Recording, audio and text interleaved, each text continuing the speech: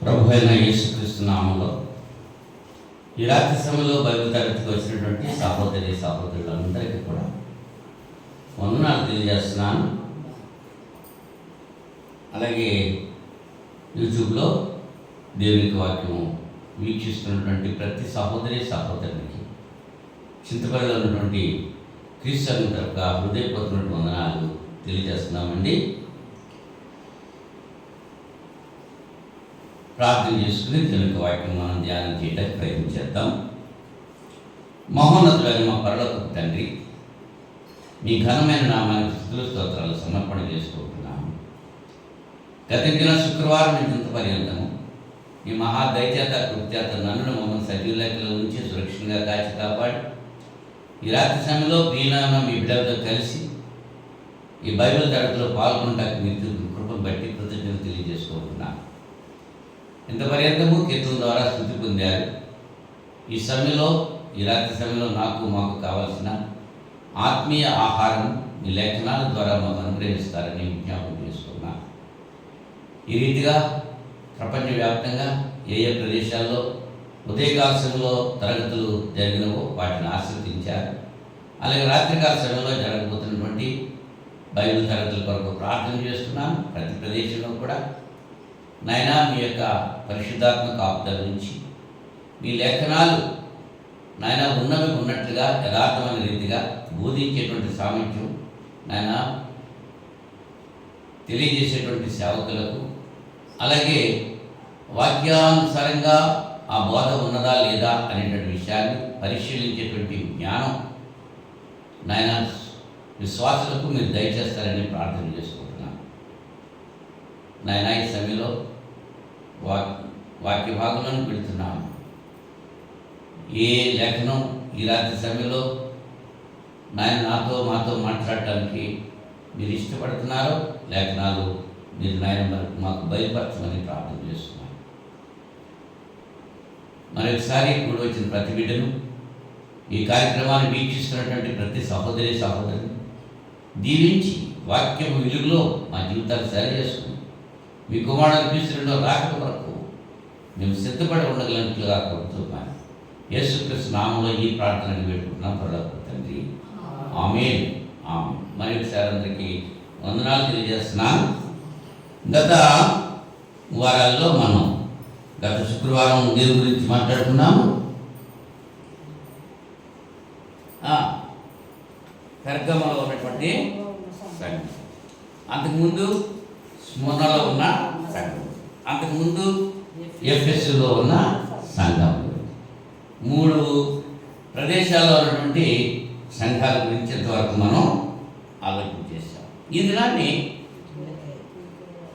తుయతైరులో ఉన్న సంఘపు దూతకు ఇలాగూ రాయము అనేటువంటి విషయాన్ని మనం ఆలోచన చేయడానికి ప్రయత్నం చేద్దాం. ప్రకటన గ్రంథం 2వ అధ్యాయం 18వ వచనం నుంచి 29వ వచనం వరకు నేను చదువుతున్నాను. దయచేసి మీరు పరిశీలన చేయండి. తుయతైరులో ఉన్న సంఘపు దూతకు ఇలాగూ రాయము. అగ్ని జ్వాల వంటి కన్నులు, అపరంజిన పోలిన పాదములు గల దేవుని కుమారుడు చెప్పు సంగతులు ఏమనగా, నీ క్రియలను, నీ ప్రేమను, నీ విశ్వాసమును, నీ పరిచర్యను, నీ సహనమును నేనెరుగుదును.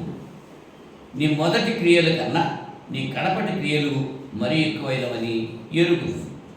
అయినను నీ మీద తప్పు ఒకటి నేను మోపవలసి ఉన్నది.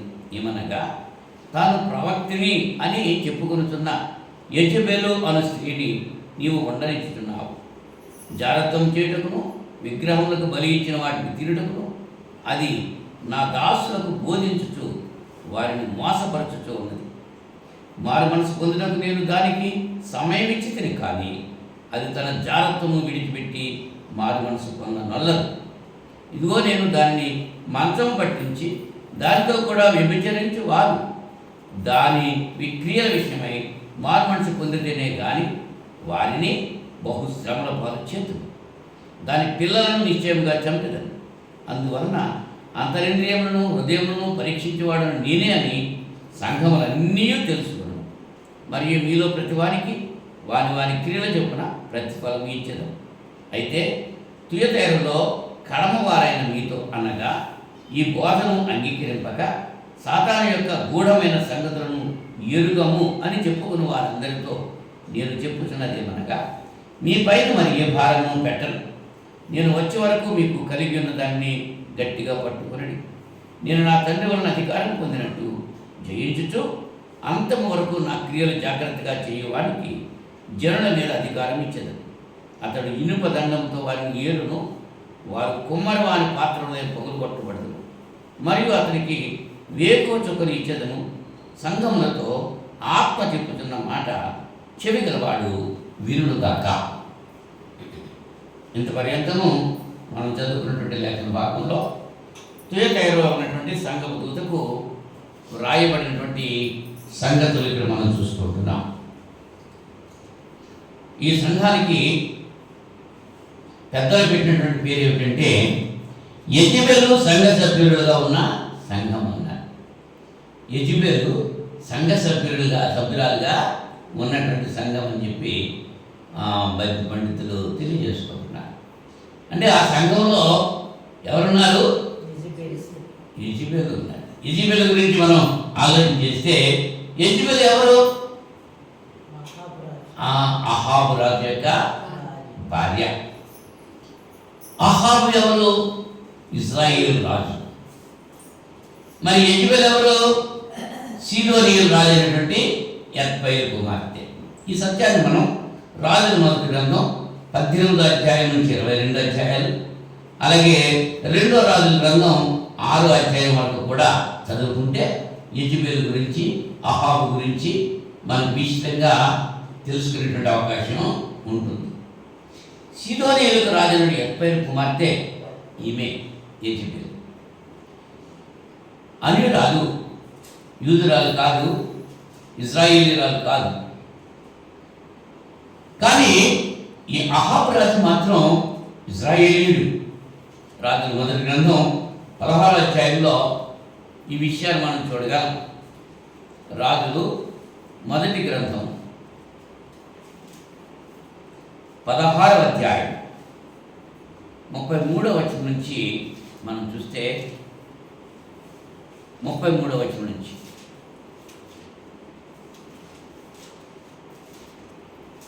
31 నుంచి చూద్దాం. 31 నుంచి 33 వరకు.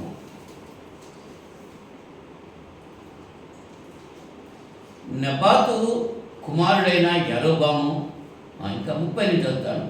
ఒమ్రీ కుమారుడైన అహాబు తన పూర్వీకులందరినీ మించునందక యెహోవా దృష్టికి చెడుతనం చేసెను. ఎవరండినా? ఇజ్రాయేల్ రాజు ఒమ్రీ కుమారుడైనటువంటి అహాబు. ఇజ్రాయేలీలు 10 గోత్రాల వారు, యూదా వారు 2 గోత్రాల వారు. యోర్దాను నదికి ఉత్తర భాగాన ఉన్నటువంటి రాజ్యము ఇజ్రాయేలీల రాజ్యం, దక్షిణ భాగాన ఉన్నటువంటి రాజ్యం యూదా రాజ్యం.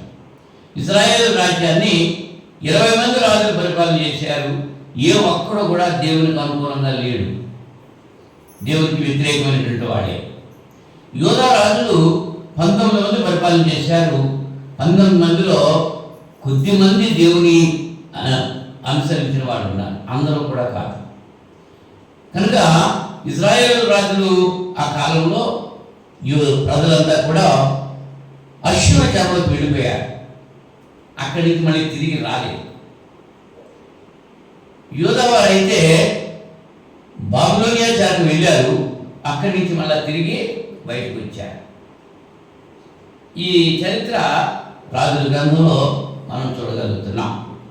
అయితే ఇప్పుడు మనం నేర్చుకునేటువంటి విషయం, యెజబెలు గురించి ఆలోచన చేయడానికి యెజబెలు భర్త అయినటువంటి అహాబు ఇజ్రాయేలీల రాజు.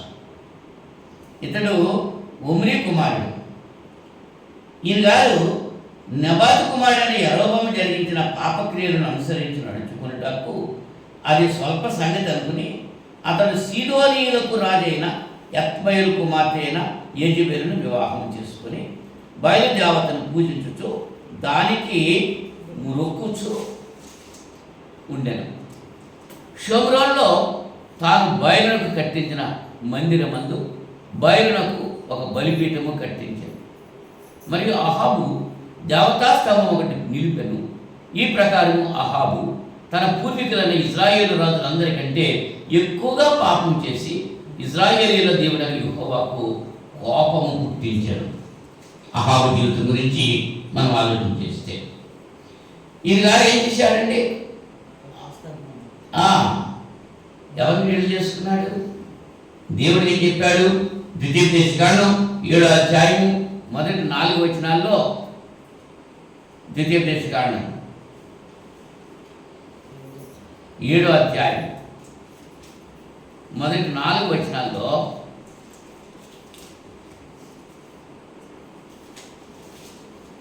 ఇశ్రాయేలీయులతో దేవుడు చెప్పేటువంటి మాట, నీవు స్వాధీనపరచకొనబోవు దేశంలోనికి నీ దేవుడిని యెహోవా నిన్ను చేర్చి బహుజనులను అనగా సంఖ్యకును బలమునకును నిన్ను మించిన హిత్తీయులు, గిర్గాషీయులు, అమోరీయులు, కనానీయులు, పెరిజ్జీయులు, హివ్వీయులు, యెబూసీయులు అను 7 జనములను నీ ఎదుట నుండి వెళ్ళగొట్టిన తరువాత నీ దేవుడిని యెహోవా వారిని నీకు అప్పగించినప్పుడు నీవు వారిని హతము చేయవలెను, వారిని నిర్మూలన చేయవలెను, వారితో నిబంధన చేసుకొనకూడదు, వారిని కరుణింపకూడదు, నీవు వారితో బియ్యం అందకూడదు, వారి కుమారునికి నీ కుమార్తెను ఇవ్వకూడదు, నీ కుమారునికి వారి కుమార్తెను పుచ్చుకొనకూడదు, నన్ను అనుసరింపకుండా ఇతర దేవతలను పూజించినట్లు నీ కుమారుని వారు మళ్ళించుదురు. అందును బట్టి యెహోవా కోపాగ్ని నీ మీద రగులుకొని ఆయన నిన్ను త్వరగా నశింపచేయును అని చెప్పి ఇశ్రాయేలుతో తెలియజేయటం జరిగింది. అంటే దేవుని బిడ్డలు అన్యులైనటువంటి వారి బిడ్డలను వివాహం చేసుకోవద్దని చెప్పి మొట్టమొదటిగానే దేవుడు సెలవిచ్చాడు. కానీ ఇక్కడ అహాబు ఏం చేశాడు? అన్యురాలైనటువంటి సీదోనీయ రాజైనటువంటి యెఫ్తేలు కుమార్తెను పెళ్లి చేసుకున్నాడు. ఒక అన్యురాలను పెళ్లి చేసుకున్నాడు. మరి నేటి దినాల్లో విశ్వాసులు అవిశ్వాసులతో పెళ్లి చేసుకోవడానికి వీల్లేదని కొరింథీ 2వ పత్రికలో పౌలు గారు తెలియజేసుకుంటున్నారు. 6వ అధ్యాయము 15వ వచనంలో, కొరింథీ 2వ పత్రిక 6వ అధ్యాయం 15వ వచనంలో క్రీస్తునకు 14 నుంచి వస్తున్నాను, మీరు అవిశ్వాసులతో జోడుగా ఉండబడి నీతికి దుర్నీతితో ఏమి సాంగత్యము, వెలుగునకు చీకటితో ఏమి పొత్తు, క్రీస్తునకు బిలియాలతో ఏమి సంబంధము, అవిశ్వాసితో విశ్వాసికి పాలు ఎక్కండి. అవిశ్వాసికి విశ్వాసి పాలు ఉండడానికి వీల్లేదు. క్రైస్తవుడు క్రైస్తవేతరుడు వివాహం చేసుకుంటానికి వీలు లేదు. చేస్తే ఏం జరుగుతుంది? ఇలాగే జరుగుతుంది, వీడు జరుగుతుంది అన్నమాట. ఒక ఇశ్రాయేలీయుడు అన్యదాలను వివాహం చేసుకున్నందువల్ల ఆమె ఏం చేసింది? ఇతను నడిపించింది. అతని మాట ఇప్పుడు మంచి చెడ్డ 2 దగ్గర పెడితే ఏది కోరుకుంటాడు మానవుడు? చెడ్డ కోరుకుంటాడా, మంచి కోరుకుంటాడా? చెడ్డే కోరుకుంటాడు, మంచి కోరుకోడు. మంచి అనేది మనలో లేదు, ఎంచి చూడగా. అటువంటి మనల్నే ఆయన జాలి చొప్పున తన కుమారుడు క్రీస్తును ఈ లోకానికి పంపి ఆయన శిలువ మరణ పునరుత్థానం ద్వారా మనకు విమోచన కలుగజేశాడు దేవుడు. మనం మంచివారు మనం కాదు. దేవుడు లోకం ఎంతో ప్రేమించనున్నాడు. ఎందుకు ప్రేమించాడు? ఆయన ప్రియురాలు లోకం, అవునా? ఆయన చేతి పని లోకం. ఎందుకు ప్రేమించాడు? చెడిపోయింది, చెడిపోయిన దాన్ని వెతికి రక్షించడానికి, నశించిన దాన్ని వెతికి రక్షించడానికి మనిషి కుమారుడి లోకానికి రావడం జరిగింది. ఇక్కడ మనం ఆలోచన చేస్తే అహాబు ఎటువంటి వాడు అంటే చెడ్డవాడు. చెడ్డవాడు అయ్యింది తను తాను అమ్మేసుకున్నాడండి. రాజుల మొదటి గ్రంథంలో 21వ అధ్యాయం 25వ వచనంలో 21వ అధ్యాయం 25వ వచనంలో మనం చూస్తే,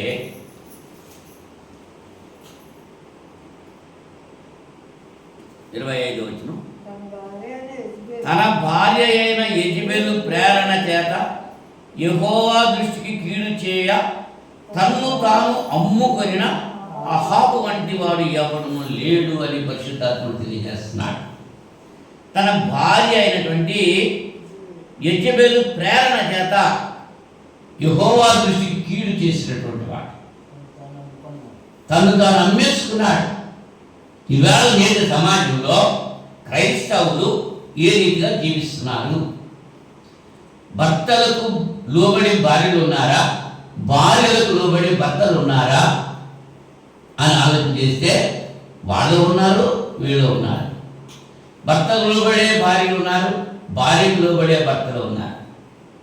భర్తకు లోబడేటువంటి భార్యల్ని దీవిస్తున్నాడు దేవుడు, భార్యలకు లోబడే భర్తల్ని ఆ దీవుల్లో ఉండవు. ఇప్పుడు ఇక్కడ యెజెబెలుకు లోబడి అహాబు జీవిస్తున్నాడు.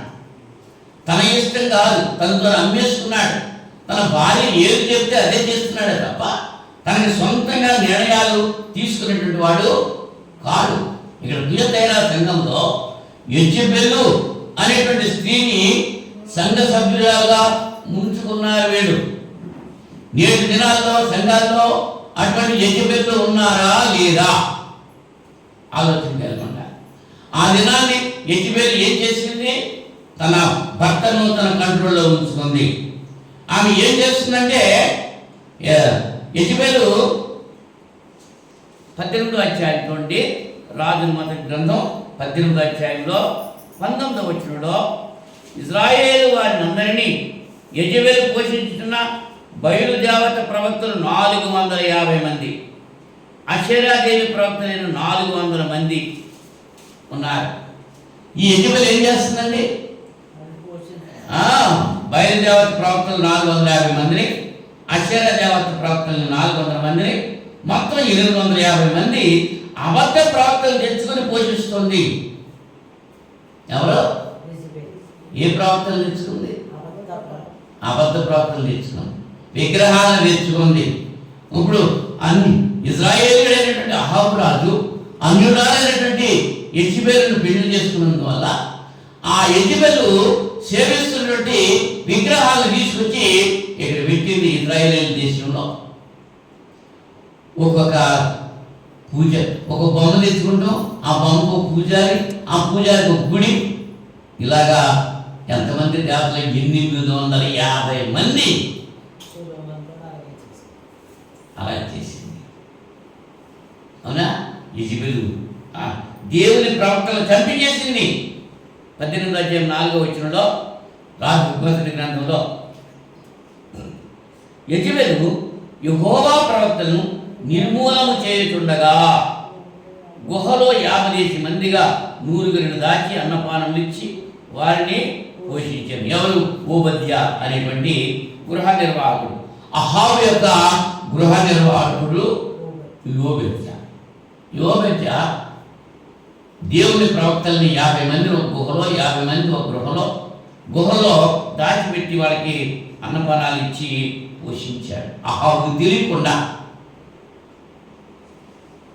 మరి ఏలియాకు దేవుని యొక్క వాక్యం ప్రత్యక్షమైంది ఆ దినాల్లో. అప్పుడు ఈ వెరట్నాడు యెజెబెలు పోషిస్తున్నటువంటి 850 మంది ప్రవక్తలను తీసుకురా అని అహాబుతో చెప్తున్నాడు. అంటే ఇక్కడ మన సందర్భం ఏమిటంటే, తుయతైరా సంఘంలో అన్నీ కూడా మంచి లక్షణాలే వాళ్ళు కలిగి ఉన్నారు. ఏం కలిగి ఉన్నారు? 5 లక్షణాలు వాళ్ళు కలిగి ఉన్నారు. 5 లక్షణాలు ఏమిటవి? 5 లక్షణాలు మనం ఆలోచన చేస్తే,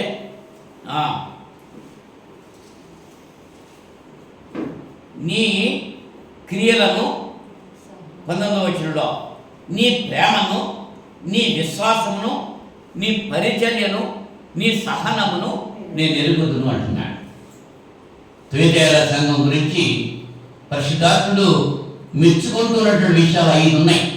ఏంటంటే, వాళ్ళ క్రియలు మంచివి, వాళ్ళ ప్రేమ మంచిది, వాళ్ళ విశ్వాసం మంచిది, వాళ్ళ యొక్క పరిచర్య మంచిది, వాళ్ళ యొక్క సహనము మంచిది. అది మొట్టమొదట కలుగునటువంటి దానికంటే ఇప్పుడు అధికంగా ఎక్కువగా ఆఖరి దశ వచ్చేటప్పటికి ఈ 5 లక్షణాలు వాళ్ళు ఇంకా పెరుగుతున్నారు. అంటే అలాగా మెచ్చుకుంటున్నాడు వీళ్ళ గురించి. వీళ్ళు మెచ్చుకునేటువంటి విషయాలు ఏంటివి? క్రియలు, ప్రేమ, విశ్వాసము, పరిచర్య, సహనం. ఈ 5 విషయాల్లో కూడా తుయతైర సంఘము మెచ్చుకోబడుతోంది. ఇన్ని మంచి పనులు ఉన్నప్పటికీ కూడా ఒక తప్పు నీ మీద నేను మోపుతున్నాను అంటున్నాడు. ఏమిటంటే ఆ తప్పు? యెజబెలు అనేటువంటి స్త్రీ. ఆమె ప్రవక్త కాదు, కానీ ప్రవక్తని చెప్పుకుంటుంది. ఈవేళ సేవకులు కాదు, సేవకులను చెప్పుకుంటున్నారు. బోధకులు కాదు, బోధకులను చెప్పుకుంటున్నారు. ప్రవక్తలు కాదు, ప్రవక్తలను చెప్పుకుంటున్నారు. ఇటువంటి వారి సంఘాల్లో చాలామంది ఉన్నారు.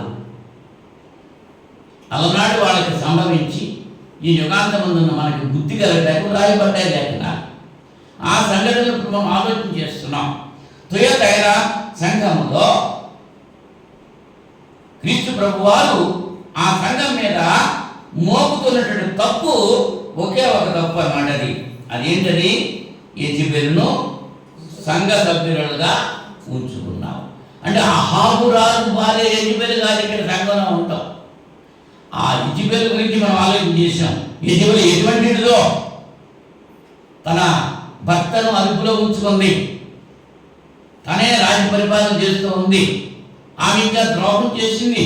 నాబోతు అనేటువంటి వ్యక్తిని, ఒంటరి గాడిని, దిక్కుమాలిన వాడిని, అతన్ని ద్రాక్ష తోట వరకు చంపించేసింది, హత్య చేసింది. తన భర్త చేయలేకపోయాడు ఆ పని, తన చేయగలిగింది. ఈవేళ యెజబెలు ఎంతమంది ఉన్నారు సంఘాల్లో? తల్లి తన బిడ్డను ఏం చేయాలి? తన అదుపులో ఉంచుకోవాలి. కుటుంబంలో తల్లి యొక్క ప్రాధాన్యత చాలా ప్రాముఖ్యమైనది. తండ్రిని కానీ, తాతని కానీ, అన్నని కానీ, ఇంకా మిగిలిన ఎవరినైనా సరే పుట్టిన బిడ్డకు పరిచయం చేసేది ఎవరు? తల్లి.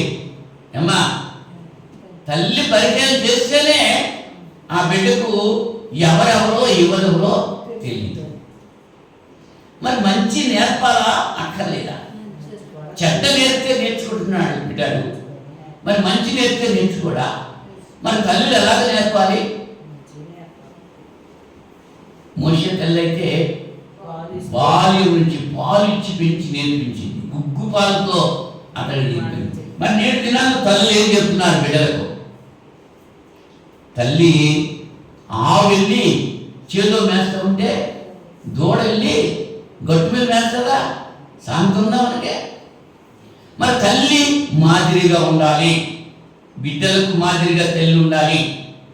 తల్లి తన భర్తను గౌరవిస్తూ ఉండాలి. బిడ్డల ఎదురుగుండా కూడా భర్తను గౌరవించాలి. ఒకవేళ పొరపాట్లు ఏమైనా ఉండి వారిలో వీరిలో దోషాలు ఉంటే వాళ్ళిద్దరూ కూడా బిడ్డలు లేకుండా వాళ్ళు ఒంటరిగా ఉండి వాళ్ళు మాట్లాడుకోవాలి తప్ప బిడ్డలు ఎదురుకుండా పెట్టుకుని మాట్లాడుతూ ఉంటే బిడ్డలకి అలసైపోతున్నాడు తండ్రి. ఇటువంటి కుటుంబాలు చాలా ఉన్నాయి ఈ దినాల్లో అటువంటి కుటుంబాలు చాలా ఉన్నాయి. యెజబెలే ఎలా ఉంది? ఏలుబడి చేస్తూ ఉంది. భార్య ఏలుబడి చేసేటువంటి కుటుంబాన్ని దేవుడు ఆశీర్వదించడు. ఇంకేదంటే స్త్రీకి శిరస్సు పురుషుడు, పురుషునికి శిరస్సు క్రీస్తు, క్రీస్తుకి శిరస్సు దేవుడు. కొరింథీ పత్రికలో పౌలు గారు చెప్పాడు. స్త్రీకి శిరస్సుగా పురుషుడు ఉండాలి తప్ప పురుషుడికి శిరస్సుగా స్త్రీ ఉండకూడదు. అది దేవుని యొక్క ఉద్దేశం కాదు. కానీ దేవుని యొక్క ఉద్దేశానికి వ్యతిరేకంగా నడిచేటువంటి కుటుంబాలు దీవించబడతాయా, ఆశీర్వదించబడతాయా? ఒక్కసారి ఆలోచన కలిగి ఉండాలి. ఇక్కడ యెజబెలు కుటుంబ యజమానిగా వ్యవహరిస్తోంది. అహాబు రాజుని నువ్వు మూతి ముడుచుకుని కూర్చున్నావేంటయ్యా, నువ్వు లేచి అన్నం తిను అని చెప్పి ఏం చేసింది? భర్తని ప్రోత్సహించింది. నాబోతు అనేటువంటి ఒక పేదవాడు ఉన్నాడు, ఆ దేశంలో ఒంటరివాడు, అతనికి ఎవ్వరు లేరు. అటువంటి వ్యక్తి దగ్గర ఉన్నటువంటి ద్రాక్ష తోట లాక్కుంటాకి అతన్ని చంపించేసింది యెజెబెలు. ఈ నాబోతు తన పితరుల యొక్క పెద్దలు ఇచ్చినటువంటి స్వాస్థ్యాన్ని అమ్ముకోవటానికి ఇష్టపడలేదు. ఆ ద్రాక్ష తోట కంటే విలువైనటువంటి ఇవ్వడానికి ఇష్టపడ్డది. అహాబు అడిగాడు, కానీ అతడు ఒప్పుకోలేదు. నాబోతు ఒప్పుకోలేదు. అతను చంపించేసింది యెజెబెలు రాణి. దేని కొరకు? తన భర్త యొక్క కోరిక తీర్చడం వాడు.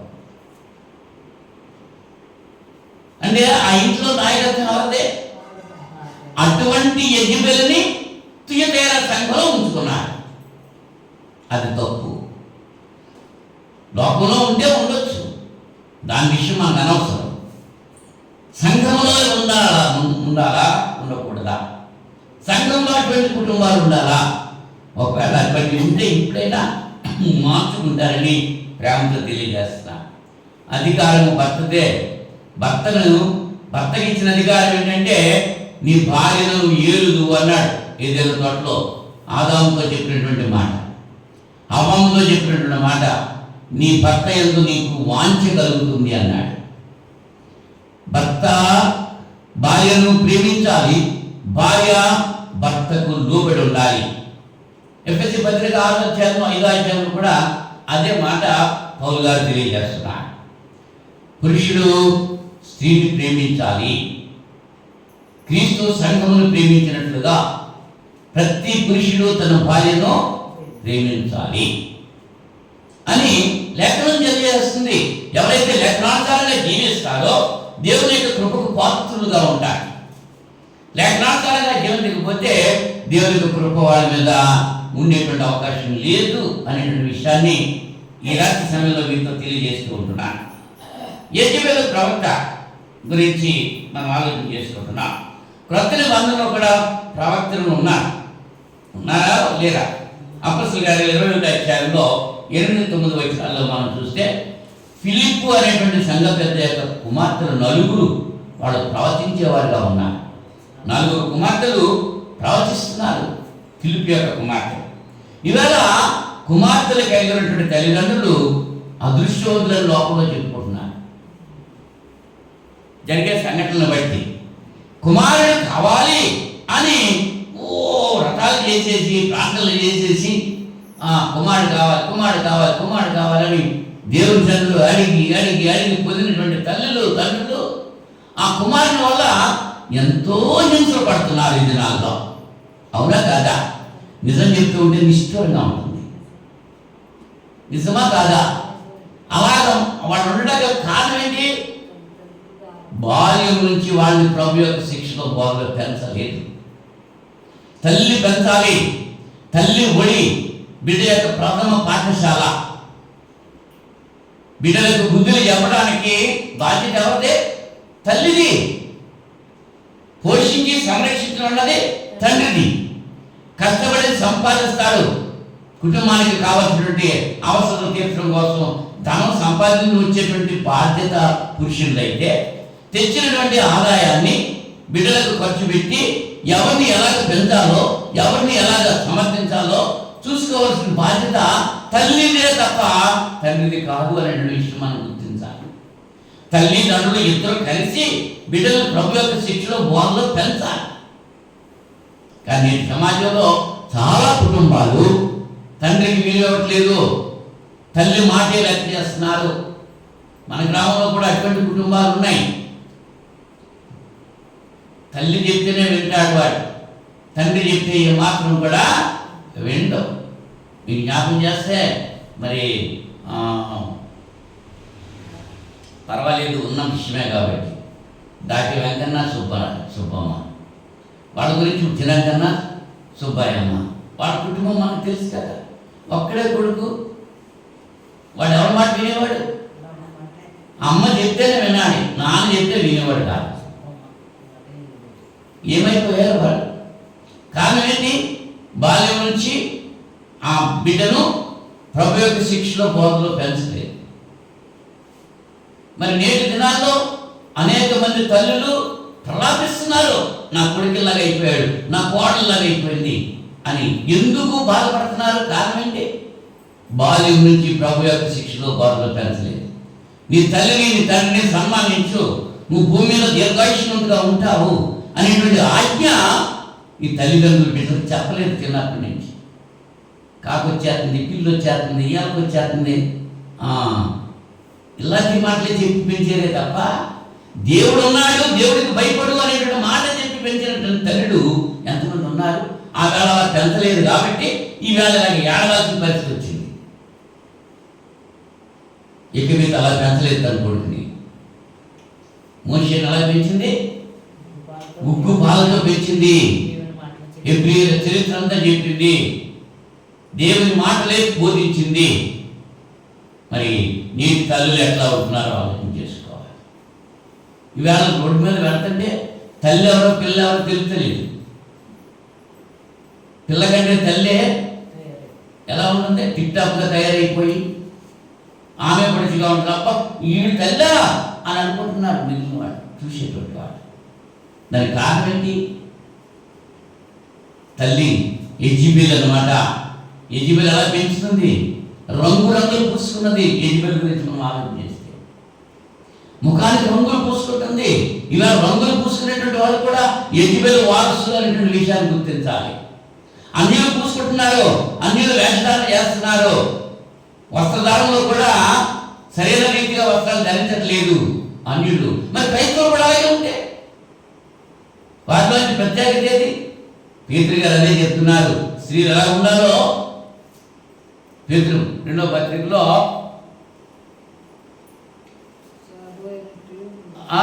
ఏమంటున్నాడమ్మా? మొదటి పత్రిక, పేతురు మొదటి పత్రిక 3వ అధ్యాయము. స్త్రీలారా మీరు మీ స్వపురుషులకు లోబడి ఉండుడి. మొట్టమొదటి ఏం చెప్తున్నాడు? మీ స్వపురుషులకు లోబడి. స్వపురుషుడు ఎవరు? భర్తే స్వపురుషుడు.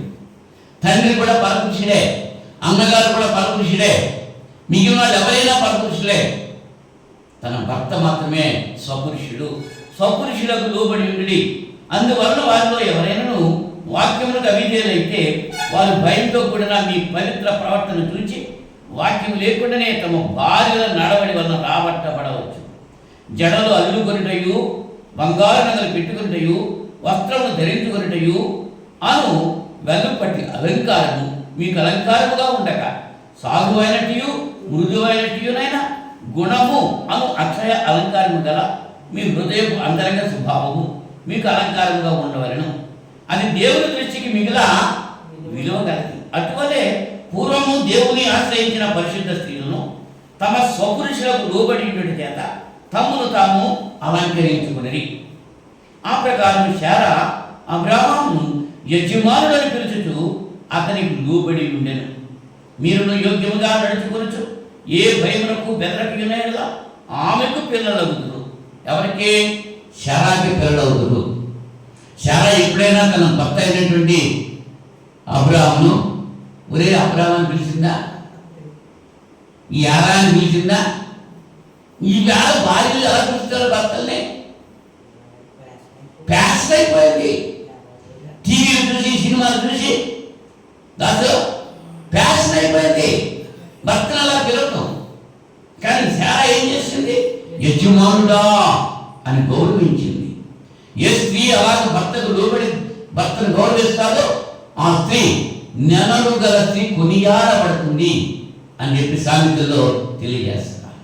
సామెతలు 30వ అధ్యాయంలో మనం అందము మోసకరము, సౌందర్యము వ్యర్థము, నెనలు గల స్త్రీ కొనియాడబడుతుందని. ఆమె భర్త ఆమెను పొగుడుతాడు, ఆమె బిడ్డలు ఆమెను పొగుడుతాడు. అటువంటి స్త్రీగా ఉండాలి. నేటి దినాల్లో క్రైస్తవ సంఘాల్లో ఉన్నటువంటి స్త్రీలు ఎలా ఉంటున్నారు ఒక్కసారి పరిశీలన చేసుకోవాలి. మంచిగా ఉన్నవాళ్ళు ఉన్నారు, చెడ్డగా ఉన్నవాళ్ళు ఇంకా ఎక్కువ మంది ఉన్నారు. మంచివాళ్ళు చాలా తక్కువ మంది ఉన్నారు, చెడ్డవాళ్ళు ఎక్కువ మంది ఉన్నారు. భార్యాభర్తలు ఏకంగా ఉండాలి. వాళ్ళు ఎక్కడికి వెళ్ళినా కలిసి వెళ్ళాలి, ఎక్కడున్నా కలిసే ఉండాలి. మరణం తప్ప ఏది వారిని వేరు చేయడానికి వీలు లేదు. లేఖనం చెప్తుంది అలా. పురుషుడు తన భార్యను విడనాడుట దేవునికి అసహ్యకరము అని చెప్పాడు. భర్త కూడా భార్యను విడనాడకూడదు, భార్య భర్తను విడనాడకూడదు అని దేవుని యొక్క ఉద్దేశం. మన స్త్రీగాను పురుషులుగా చేశాడు, మన ఏక శరీరంగా చేశాడు, వాళ్ళిద్దరూ కూడా కలిసే ఉండాలి. మరణ పర్యంతము, మరణం తప్ప ఏది విడదీయడానికి వీలు లేదు. పెళ్లినాటి ప్రమాదాలు కూడా అలాగే చేస్తూ ఉంటారు, అవునా? కానీ ఇక్కడ యెజెబెల్ ఎలాగుందన్నమాట, క్రీస్తు దాసులను మోసం చేస్తూ ఉంది. క్రొత్త నిబంధనలో అలాగే ఉంది. కొరింథీ మొదటి పత్రికలో 11వ అధ్యాయము 5వ వచనంలో స్త్రీ సంఘంలో ఎలా ఉండాలో తెలియజేస్తుంది. ముసుగు వేసుకోవాలి అంటే విధేయత చూపాలి.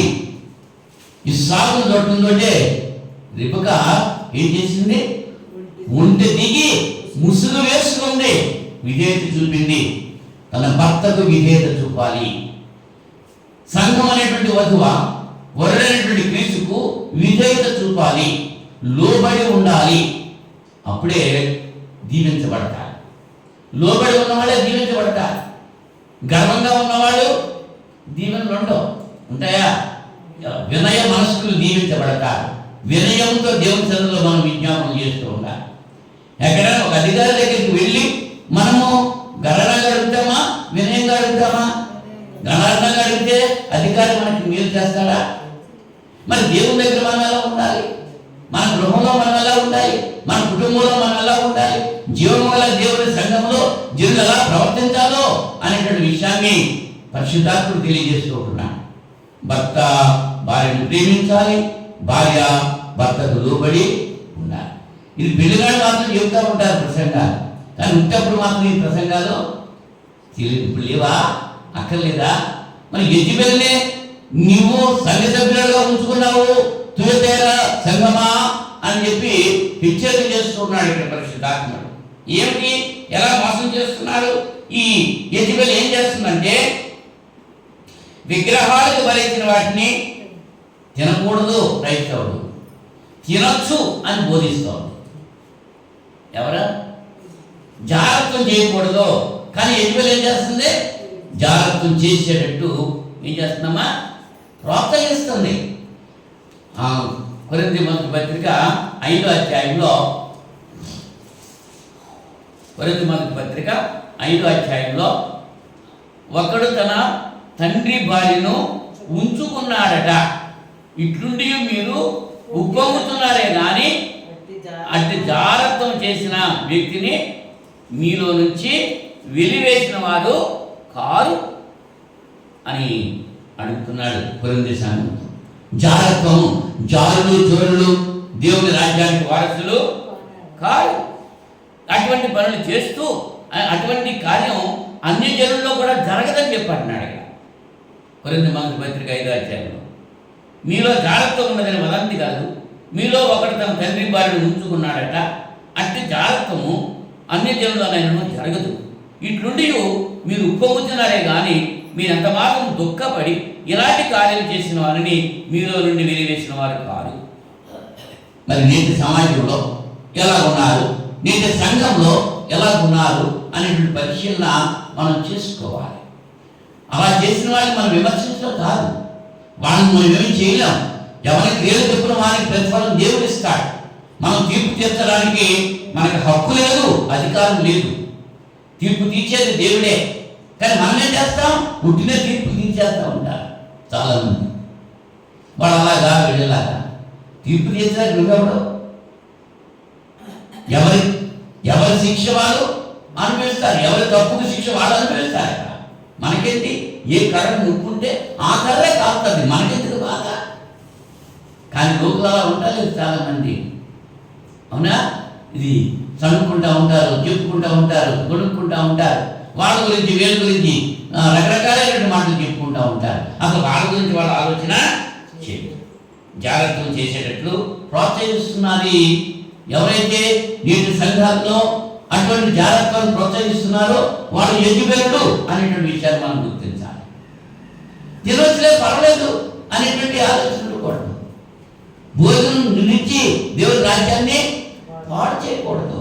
భోజనం తింటే ఆ తిన్నది ఏమైపోతుంది? బహిర్భూమి వెళ్ళిపోతుంది. కానీ లోపల నుంచి వచ్చేది మనిషిని అపవిత్రపరుస్తుంది. ఏది కావాలి దేవుని దగ్గరికి వెళ్ళడానికి మనకి? భౌతికం కావాలా, ఆత్మీయంగా కావాలా? లోకంతో పొత్తు కావాలా, దేవునితో పొత్తు కావాలా? మరి దేవుడు చెప్పాను, దేవుడు పొత్తు కావాలంటే దేవుని మాట వినాలి, దేవుడు పట్టుకున్నాడు. ఆయన ఏం చెప్పాడో అది చెయ్యాలి, ఆయన ఎలా చేయమన్నాడో అలాగే చెయ్యాలి. మన ఇష్టానుసారంగా మన పెద్దలు చేశారు, మా తాతలు చేశారు, మా ముత్తాతలు చేశారు అని మేము కూడా ఏం చేస్తున్నాము అని అంటే కుదరదు. అక్కడ దేవుడు ఏం చెప్తే అదే చేయాలి, లేఖనం ఏం చెప్తుందో అదే అనుసరించాలి తప్ప నీ సొంత కార్యాలు, సొంత మాటలు, సొంత ఉద్దేశాలు దేవుని దగ్గర పనిచేయి. చాలా ఉదాహరణలు ఉన్నాయి అలాగా, ఉన్నాయా లేదా? మూషి అంతటి వాడిని ఏం చేశాడు దేవుడు? కనాను చూడకుండా చేశాడు. కారణం ఏంటి? ఆ బండతో మాట్లాడమంటే ఆ బండను కొట్టాడు, నీరు వచ్చినాయి, ప్రజలు తాగారు, సంతృప్తి చెందారు. కానీ ఈ మూషి ఆహ్వానాన్ని దేవుడు కనాను చూడకుండా చేశాడు. దేవుడు ఏం చెప్తే అదే చేయాలి తప్ప, దేవుడు అలాగే చేయమని అలాగే చేయాలి తప్ప మన ఇష్టానుసారంగా చేయడానికి వీలు లేదు. నవాబుతో చెప్పాడు, ఏ కలపతో కట్టాలో వాడ, దానికి ఎన్ని గదులు పెట్టాలో, ఎన్ని అంతస్తులు పెట్టాలో, ఎక్కడ ఏ మీద ఎక్కడ కొట్టాలో అన్నీ స్పష్టంగా చెప్పేశాడు దేవుడు. దేవుడు ఏదైతే చెప్పాడో అది ఆయన చేశాడు నవాబు. అంతేగాని తలుపుకి ఎదురుకుండా కిటికీ ఉండాలయ్యా, నువ్వు పైన ఎట్టుకుంటున్నావు, కిటికీ ఎక్కడెట్టుకున్నాడు? వాడికే పైన ఎట్టుకున్నాడు. మరి గుమ్మం 3 అంతస్తులు వాడు కట్టే ఒకే గుమ్మం పెట్టుకున్నాడు. 3 అంతస్తులకి ఒకే గుమ్మం. నేనే మార్గం, నేనే సత్యము, నేనే జీవం, నా ద్వారా తప్ప తండ్రి దగ్గర కావలేదు. మార్గం ఎవరు? ఒకటే మార్గం, ఎన్ని మార్గాలు లేవు. ప్రపంచంలో ఏ మానవుడైనా తల్లి గర్భంలో నుంచి బయటికి రావడానికి ఒకే ఒక మార్గం ఉంది. చెవుల్లో నుంచి, ముక్కుల్లో నుంచి, మొహంలో నుంచి రాడు. అలాగనుకునేవాడు భ్రమలో ఉన్నాడు. అలాగే ఒక వ్యక్తి రక్షించబడాలంటే ఒకే మార్గం చెప్పాడు. అపొస్తలుల 2వ అధ్యాయంలో పేతురు గారు చెప్తున్నారు, మన ప్రభు అయిన క్రీస్తు దగ్గరకు, దేవుని దగ్గరకు పిలువబడేటువంటి వారికి అందరికీ కూడా ఇది అంటున్నటువంటి అపొస్తలుల కార్యాలు 2వ అధ్యాయం పేతురు చెప్తూ ఉంటున్నాడు.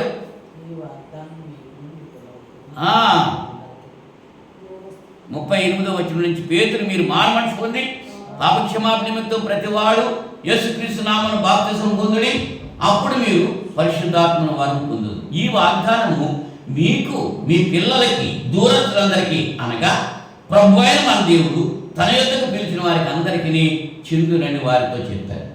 ఇంకా అనేక విధములైన మాటలతో సాక్ష్యం ఇచ్చి మీరు మూర్ఖులకు ఈ తరం వారికి వేరై రక్షణ పొందుడని వారిని హెచ్చరించారు. కాబట్టి అతని వాక్యం అంగీకరించిన వారు బాప్తిసం పొందారు. ఎవరు పొందారు బాప్తిసం? వాక్యం అంగీకరించిన వారు పొందారు. అంతేగాని దొరలొస్తే బాప్తిసం, లేకపోతే పండుగ వస్తే బాప్తిసం, పెళ్లి కొరకు బాప్తిసం, ఇటువంటి బాప్తిసాలు కాదండి. వాళ్ళు పొందిన వాక్యం విన్నారు, బాప్తిసం పొందారు.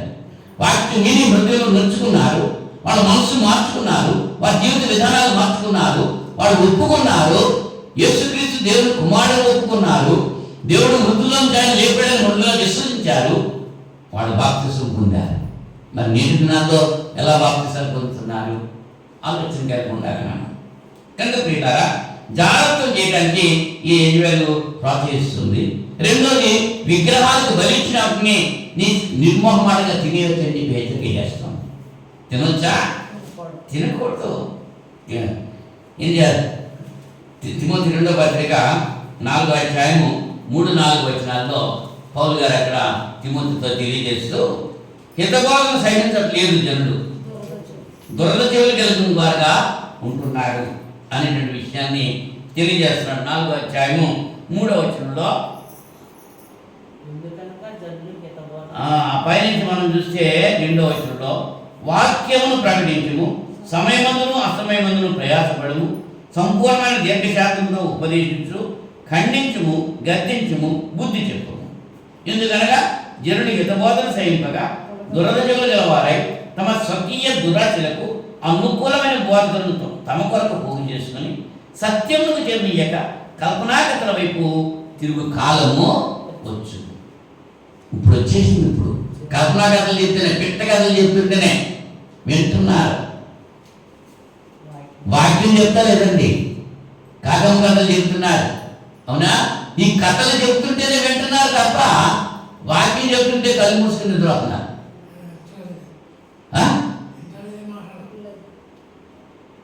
కథలు చెప్తే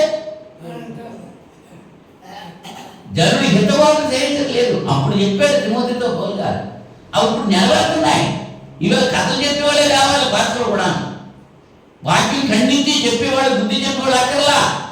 వాళ్ళ దగ్గర నుంచి వెళ్ళిపోతామో లేకపోతే వాళ్ళని ఇక్కడికి తీసేయటమో అలా జరుగుతుంది. అవునా? గుమ్మంలో నుంచి బుద్ధి చెప్పేవారిని జనులు ఏం చేస్తారు? పగబడుతున్నారు. ఆమోస్ 5:10 అదే చెప్పాడు అక్కడ. కనుక పగబట్టినా పగపట్టినామండి సత్యాలు మాత్రమే. అంటే అది నువ్వేం చేయాలి? వాక్యమును ప్రకటించుము అన్నాడు.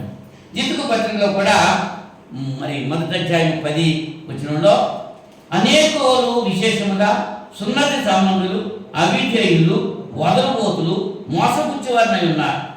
వారి నోళ్ళు ముయ్యించవలని అట్టి వారు ఉపదేశింపబడిన వాటిని దుర్లాభము కొరకు ఉపదేశించు కుటుంబం పాడు చేయుచున్నారు. అమ్మా, తెల్లవారుజామున 5 గంటలకు పెళ్లి చేయాలి, పాస్టర్ గారు రావాలి. వెళ్తున్నారా లేదా? అయ్యా, సూర్యుడు ఉన్నప్పుడే పెళ్లి చేయాలి. ఉదయం 6 తర్వాత పెళ్లి చేయాలి, సాయంకాలం 6 తర్వాత పెళ్లి చేయకూడదు. ఉదయం 6 గంటల నుంచి సాయంకాలం 6 గంటల లోపే పెళ్లి చేయాలి తప్ప ఇక మిగిలిన టైంలో పెళ్లి చేయకూడదంటే వెళ్ళిపోతున్నారా లేదా? చెప్పండి. ఒక పెళ్లి జరిగింది, ఆర్కెస్ట్రా చెప్పింది రాలేదు, పెళ్ళి అయిపోయిందో వచ్చారు. ఎందుకంటే ఈ పాస్ గారు అట్లే చేసేసారు పెళ్ళి. ముహూర్తం చూసుకుంటున్నారు ఎవరు? మరి పాటలు చెప్తున్నారా? చెప్తే మరి కట్నాలు ఇవ్వరు కదా. అమ్మా ఇప్పుడు చేయకూడదు అని చెప్పారనుకో, వాళ్ళు మాట వింటారా? ఈ పాస్టర్ గారు ఇంకో పాస్టర్ చేస్తున్నాడు, వీళ్ళు కూడా ఏమైపోతున్నారు? నువ్వు చేయకపోతే ఇంకొకటి వస్తాడు, ఇంకొకటి రెడీ అయిపోతున్నారు. వలేసి చేప పట్టే బోధలు తక్కువైపోయింది. వేళ పట్టుకున్న చేపలు ఎత్తుకుపోయే బోధలు తయారయ్యాయి. అవునా కదా? చెప్పండి అమ్మా. అన్యులకు వాక్యం చెప్పమన్నారు తప్ప క్రైస్తవులకు చెప్పమని లేదు బోధ. క్రైస్తవులకు బోధ చెప్పాలి, అన్యులకు సువార్త చెప్పాలి. అన్యుడు వాడికి సువార్త చెప్పాలి. ఈవేళ మీటింగ్లు పెడుతున్నారు, అన్యులు ఎంతమంది వచ్చి వాక్యం అంటున్నారు? మీటింగ్కి వచ్చేవాడు, మీటింగ్కి వెళ్ళేవాడు ఎంతమంది? ఎవరు వెళ్తున్నారు?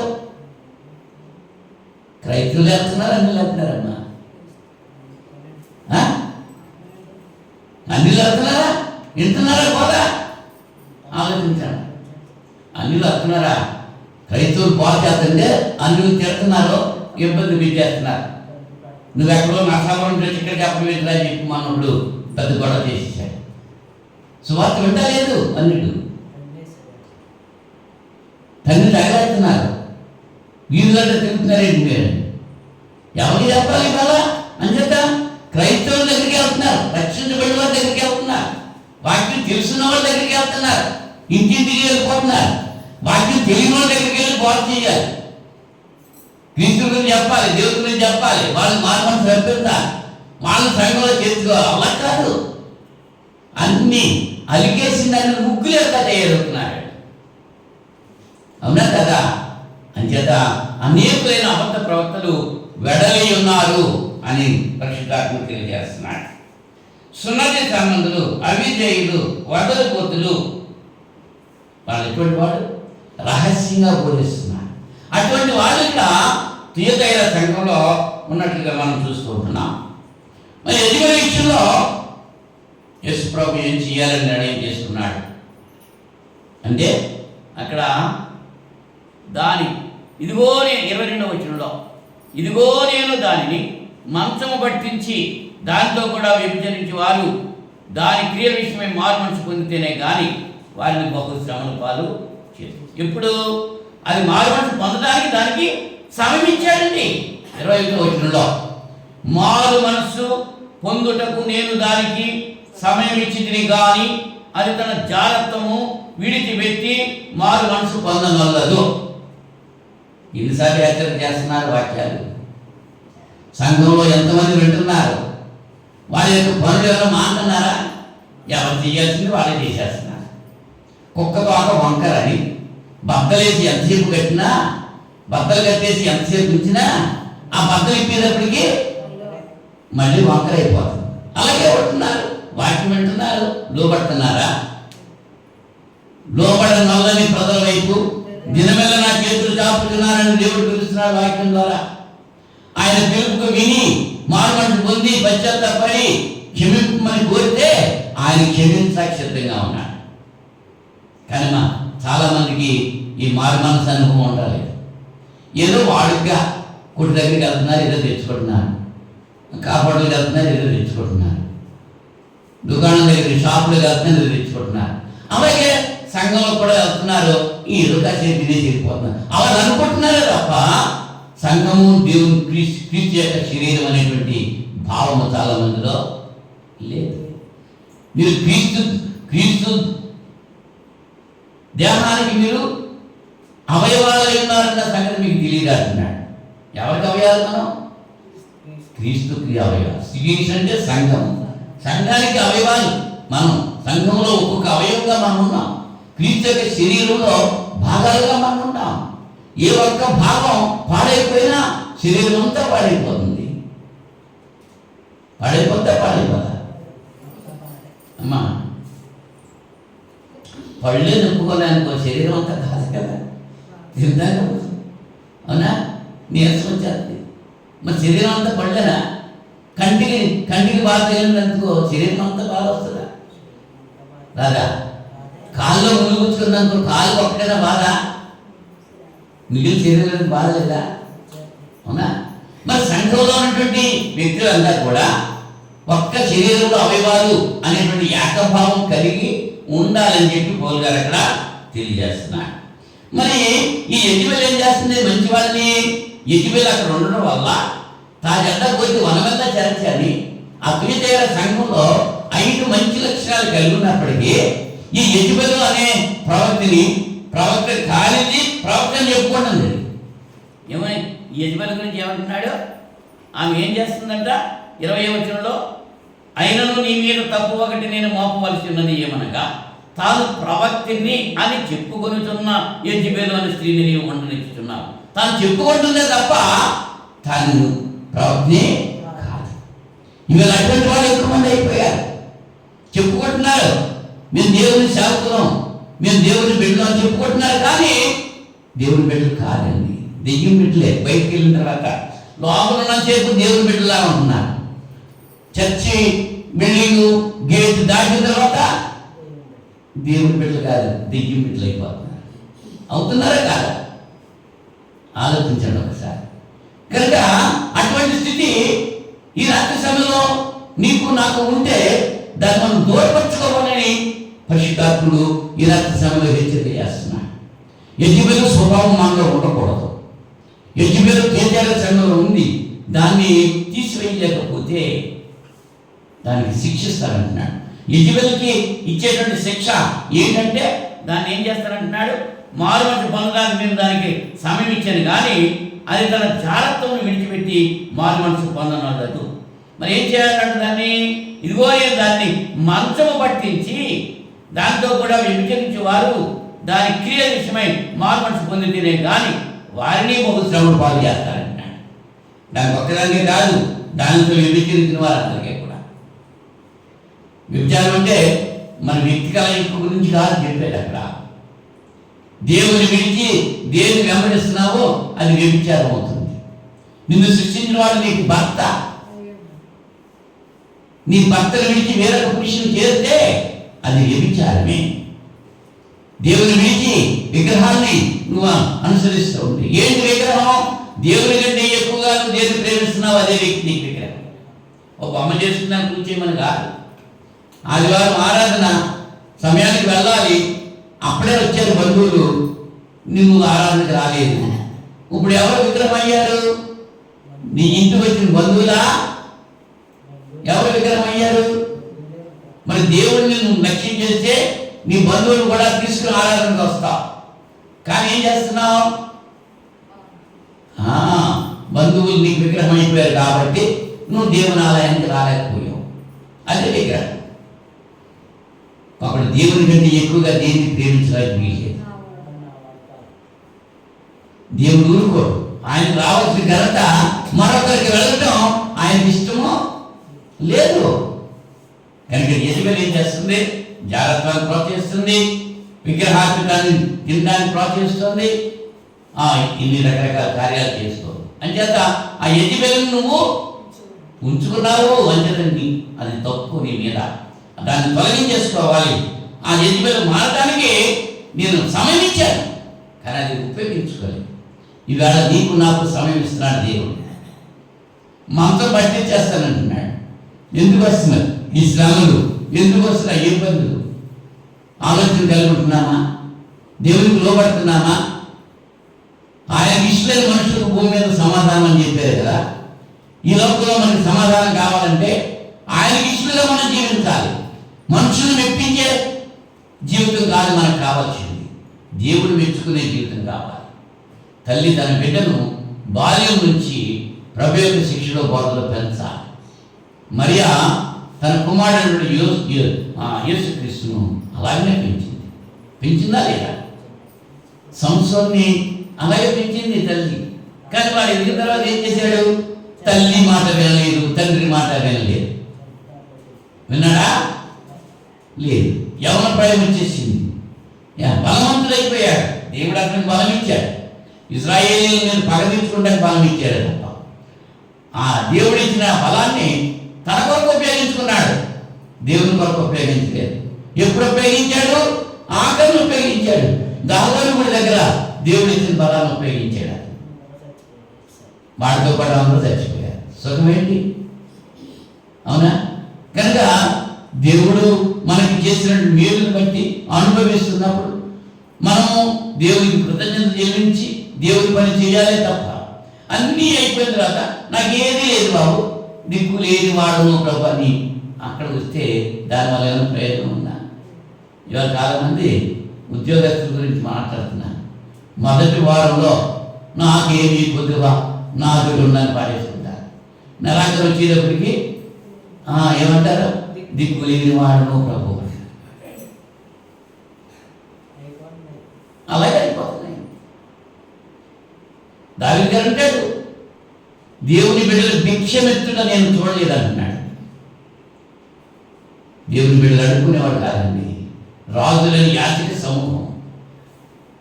దేవుని బిడ్డలకు చేతులు పైన ఉంటాయి తప్ప కింద ఉండవు. దేవుని బిడ్డలు ఇలా చేయి తాపకూడదండి. నాకేమీ కొద్దువా, నాకు యెహోవా నా కాపరి, నాకేమీ కొద్దువలేదన్నాడు. అంతే దావీదు. శ్రమంలో, ఇరుకుల్లో, ఇబ్బందులు. కానీ ఇవాళ దేవుని బిడ్డలను చెప్పుకుంటూ ఏం చేస్తున్నారు? భిక్షం అడుగుతున్నారు కదా.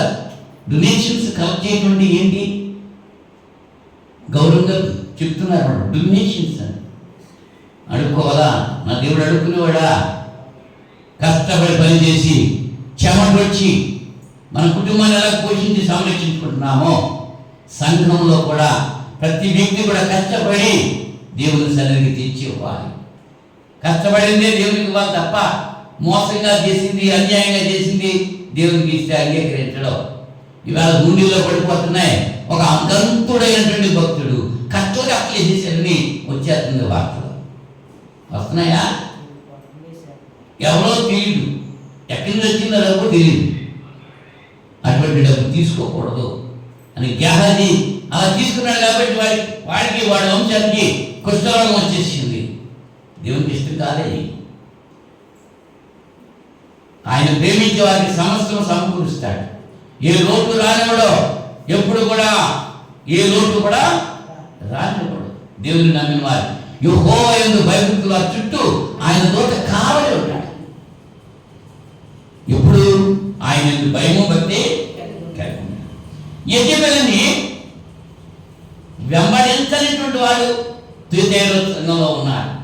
యెజబెలుని వెంబడించేవాడు ఉన్నారు, యెజబెలుని వెంబడించని వాడు కూడా ఉన్నారు. ద్వితీయ సంఘం. ఇవాళ సంఘాల్లో మంచివాళ్ళు ఉన్నారు, చెడ్డవాళ్ళు ఉన్నారు, భక్తిపరులు ఉన్నారు, భక్తిహీనులు ఉన్నారు, అందరూ కలిసే ఉన్నారు. గురుగులు గోధుమలు కలిసి ఎదుగుతున్నట్లుగా ఉన్నాయా లేవా?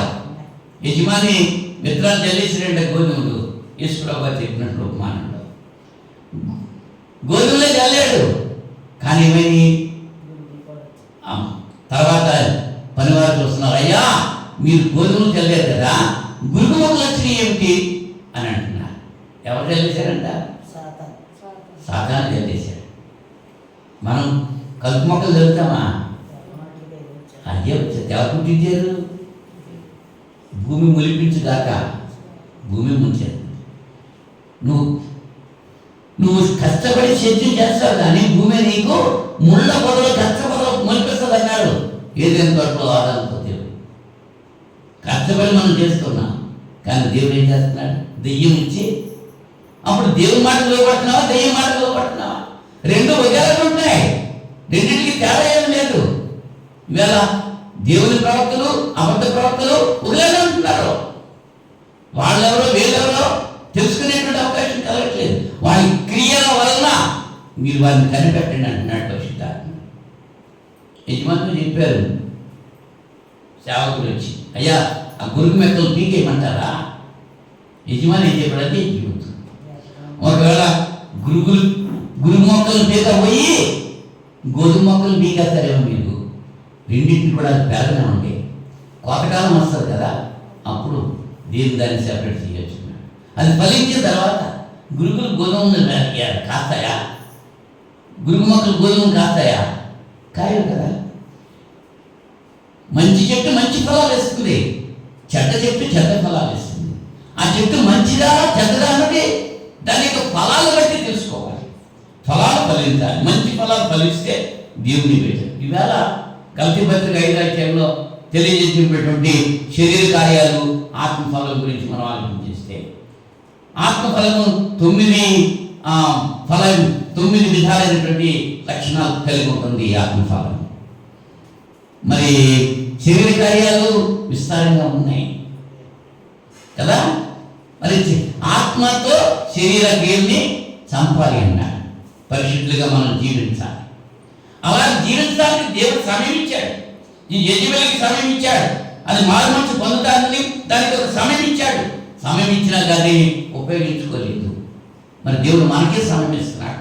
ఈవేళ ఇంకా మనం సజీవ దగ్గర ఉన్నామంటే దేవుడి యొక్క కృప. ఇంకా వీళ్ళు మారుతారు అని చెప్పి మనకి ఇంకా ఆయుష్ ఇస్తున్నారు. ఇప్పుడన్నా మారుతున్నావా? ఇంతవరకు చేసింది తప్పని దేవుడి తనలో ఒప్పుకుంటున్నావా? దేవుని క్షమాపణ కోరుతున్నావా? కోరితే క్షమిస్తాడు దేవుడు. కోరట్లేదండి, వాత వేయబడిన మనసాక్షి ఎంతసేపు నాదే రైట్ అని చెప్పుకుంటాను తప్ప నేను దేవుని ఎదుట పాపం చేశాను అని చెప్పి నేను ఈ రీతిగా జీవిస్తున్నాను, ఇటువంటి జీవితం నాకు వద్దు బాబు, నా తప్పు క్షమించు, నా అపరాధాలు మన్నించు, నన్ను క్షమించు అని దేవుని సన్నిధిలో కన్నీటితో ప్రార్థన చేస్తే దేవుడు ఖచ్చితంగా క్షమిస్తాడు, స్వస్థపరుస్తాడు, బాధలన్నీ తీరుస్తాడు. బాధలన్నీ తీర్చేవాడు ఆయనే, రోగాలన్నీ తీర్చేవాడు ఆయనే, అవునా?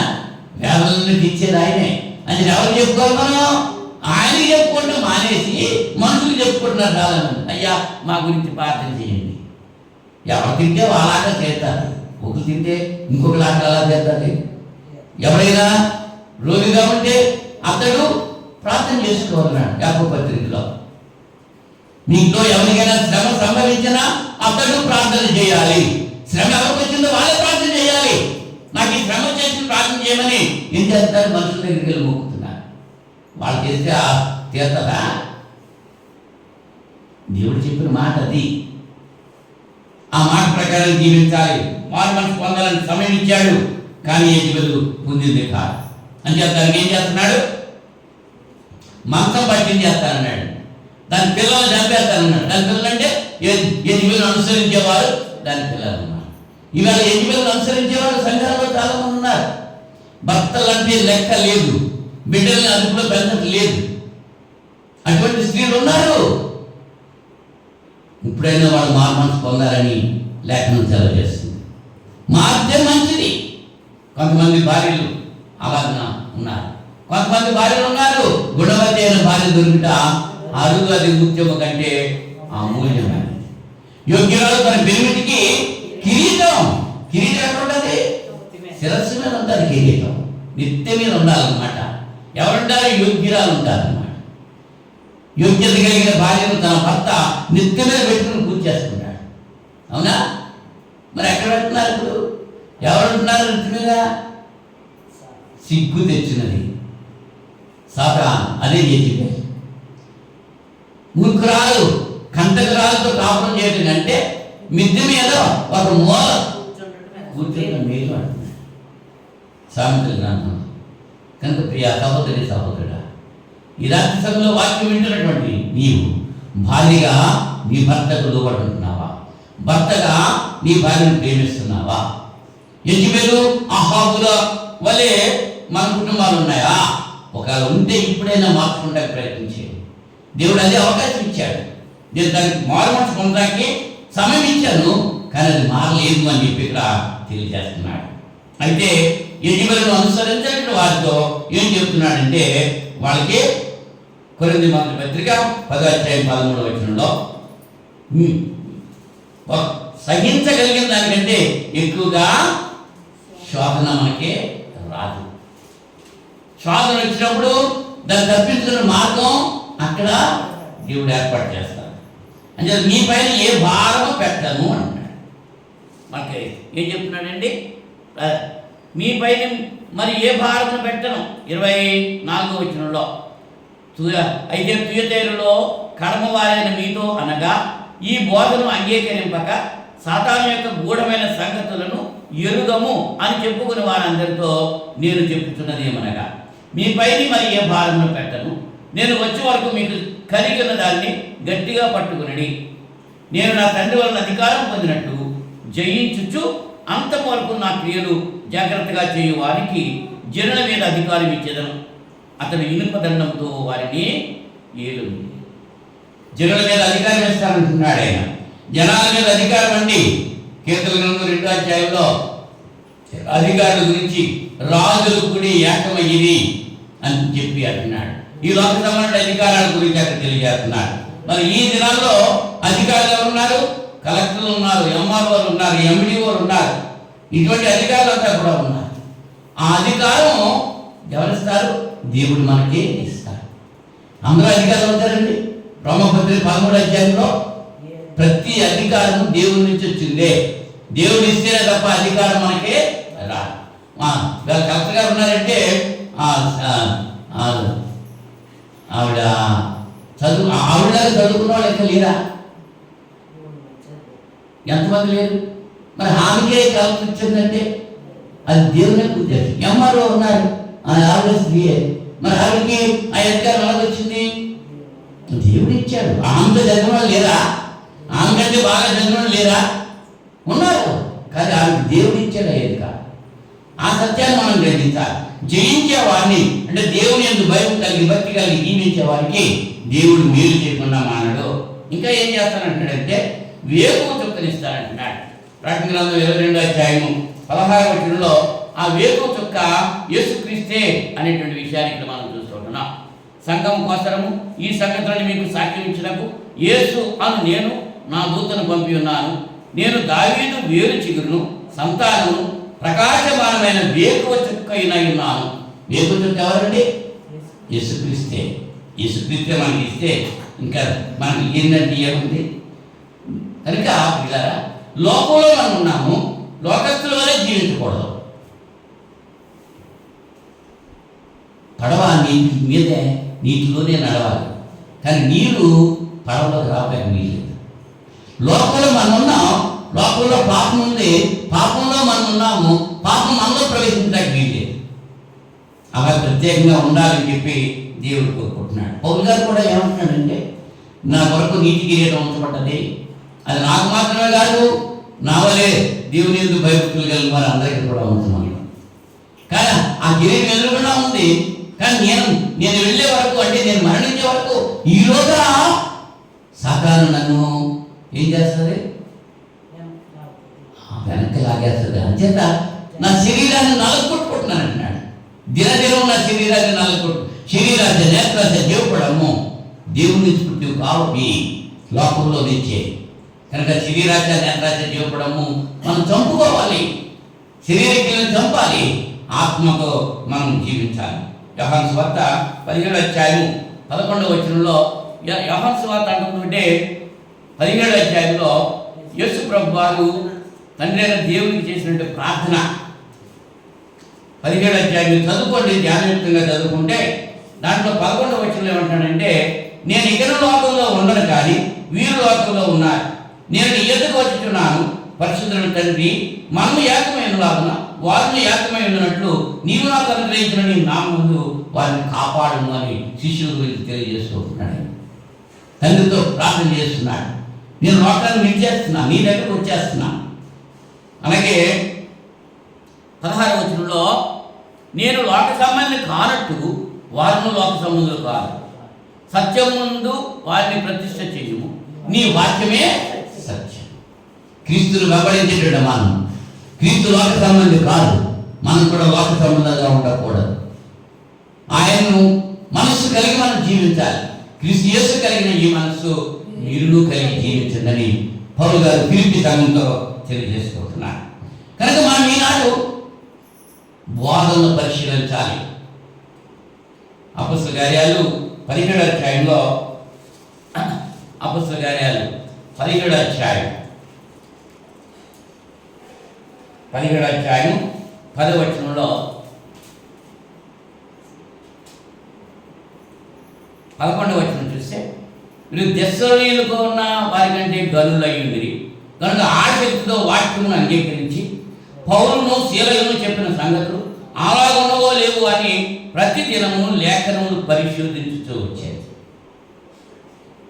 అందుచేత వారిలో అనేకులు ఘనత గల గ్రీసు దేశస్తున్న స్త్రీలలో పురుషుల్లో చాలా మంది విశ్వసించారు.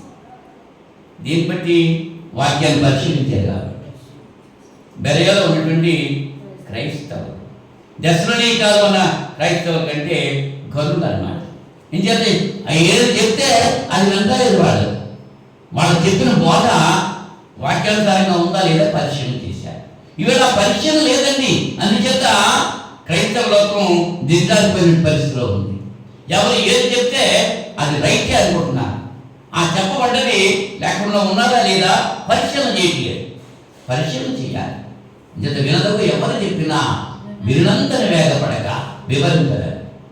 కానీ కల్లా నిజము తెలిసిన మనుషులకు నీతిపరుడు మధ్యలో సుమతి అని భర్తృహరి తన శతకంలో రాసినటువంటి పద్యం.